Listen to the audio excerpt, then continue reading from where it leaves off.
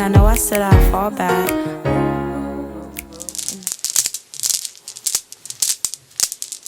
Hi everybody, I'm Chelsea and I'm so grateful you chose to watch this video today. In today's video, I'm going to be showing you how I got these box braids right here. I'm feeling them. Like, I've been into color lately. I recently posted on my Instagram just some like monochromatic fashion looks. So I just been into just a lot of color. So when I saw this hair in the beauty supply store, I was like, so I put them in. It took me about 4 to 5 hours. So I'm gonna show you how I did it because I did something interesting. At the top, I was inspired by my friend Sydney, who kind of did something similar. Stay tuned to see how I got these braids. I'm really excited about this. I hope you enjoyed the video. Don't forget to subscribe to my channel and give this video a thumbs up. And I will see you on the next one. So I'm starting with my hair blown out. My hair is getting pretty massive and I'm excited about it. Check out my growth tips video in the iCards, as well as a video on how I take care of my baby dread Phoebe. But the parting system that I use, I'm showing you a diagram here on the right just to make it make more sense. I had 15 braids total, and the proportions of this diagram is not correct, but this is like how I actually parted it to get 15 total sections. So I did that first section in the bottom, and I'm gonna take some edge control that's Black Panther strong and put that around the perimeter of the section, brush it in, and then I'm going to use 2 black rubber bands doubled up to seal off this section. And I prefer the black rubber bands to the clear ones because they don't break. So I'm gonna go until it's tight enough and then pull it tighter, which you don't have to pull it tight like that because I actually made these a little bit too tight and my scalp was like on fire, so I would be careful with that. But in this back section where I have Phoebe at, I just add her to that section. You could, if you have a baby dread, you could leave it out, but I just like to have it within the section. It doesn't mess up the braids at all. So that's the first row done. I just have 2 parted sections, and then I'm gonna do 1 more section up and do 2 more parts in that section, and then I'm gonna do like the curved part around the perimeter of my head. And a tip that I like to use to help me get the parts right is to tie some of my hair out the way so I can use my mirror and get the parts as straight as I can without the other hair being in my way. I'll link a video to just a hair tips video on how I try to get my hair to look as professional as possible.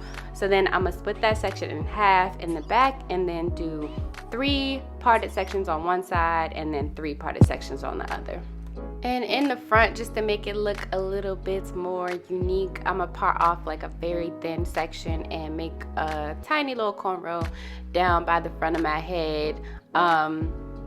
You definitely could leave this out if you don't know how to cornrow. It's not necessary, but I think it looks cute, so I did it, and I'm just gonna add that to the final parted section in this row.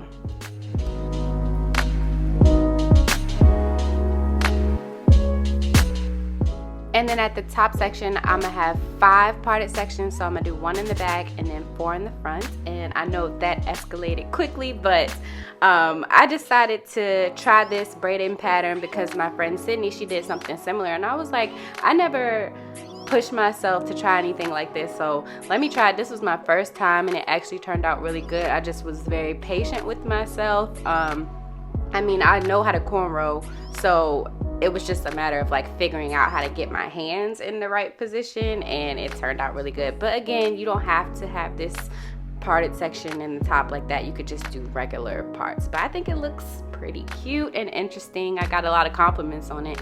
So I have all 15 of my sections done. I prefer to get all my parts out of the way before I do the braiding because the parting can be the hardest part sometimes. So I'm using model hair, which is my favorite, and this color is OT Sunshine, and I'm using the jumbo braid because it's longer and I think it might be just a little bit more hair in the sections, but if you can't look at this color and not be happy, like, it's so pretty, so that's why I had to pick it up. So now I'm gonna stretch my hair out. It's 3 different ways I do it. One is just kind of pulling it like I'm doing now and like letting the hair slide against each other to just stretch out. And then another technique I use is to just run my fingers through it, and it'll just kind of taper it off at the bottom, and then you can pull it to make sure that you get a nice tapered end at the end of your braid, so it's not fat all the way down. And then to make sure that you tapered it enough, you can like measure it up against one of the other braids, and it should be just a little bit longer than that braid in order for you to get like them to be all the same length. So the pack of jumbo hair comes with 2 sections, and I'm using 1 section per braid. I'm gonna take the section and wrap it over my hair, and then just use the braiding hair and my hair as the 3 sections of the braid. You just braid really like normal. So 1 section is my hair, and then the other 2 sections are the braiding hair, and I'm literally just braiding like a 3-strand plait like normal. I just take my time with it. Like I said in the beginning, it took me like 4 to 5 hours, so it's no need to rush. You only have 15 braids. It's not gonna take you that long.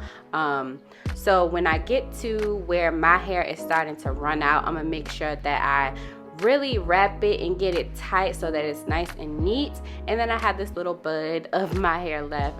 I'm gonna take 1/3 of 1 section of the braiding hair, and then I'm gonna take 1/3 of the other section of the braiding hair, which should make all 3 sections pretty equal.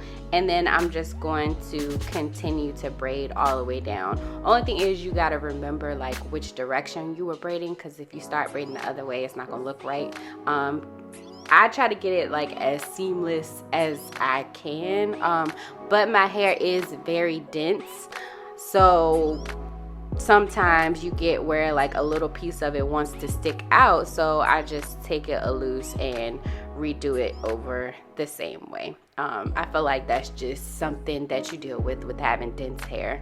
So I'm just gonna braid that all the way to the end, and you can see here what I meant about the tapering. Like it goes from medium thickness and then it gets really thin at the bottom, which I love that look. And again, I'm gonna take my braiding hair, wrap it over the section of my hair, creating 3 sections for me to just braid like normal. If you know how to plait, I think you can do these. It's not as hard as you might think. But you can see like as I'm braiding that my hair is a lot lighter than the black hair on this braiding hair. I think it's like probably like 1 or -1, like it's really black, and I usually use a number 2, so you can tell that my hair is not quite matching, but it still looks good.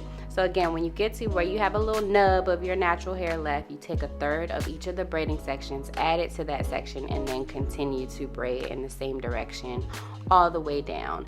And I always try to just make sure I get my hair to look nice and seamless with it, so I take my time and pull it and wrap it and tuck it however I might need to make sure it looks good. And again, I messed it up again, so I took it loose and re-braided it down.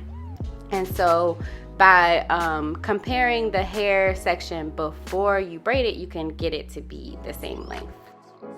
And that's it. All done with the initial braids. They look kind of rough. This is like the raw version of the braids. So to make them look more professional, I'm gonna take some shears and just cut off any extra hair that's sticking out towards the end of the braids, because I'm not trying to cut my hair at all, but it just makes it look a lot neater. And I prefer to dip my braids in hot water. I like literally just got this water out the Keurig. It doesn't have to be super boiling, but this just smooths down any hairs that are still sticking up after you like snipped all the extras away, and makes it look nice and smooth and professional. So I'm gonna do that to each braid one at a time, and I use a towel to just get out the extra excess water, and that looks so much better than it did before we dipped them.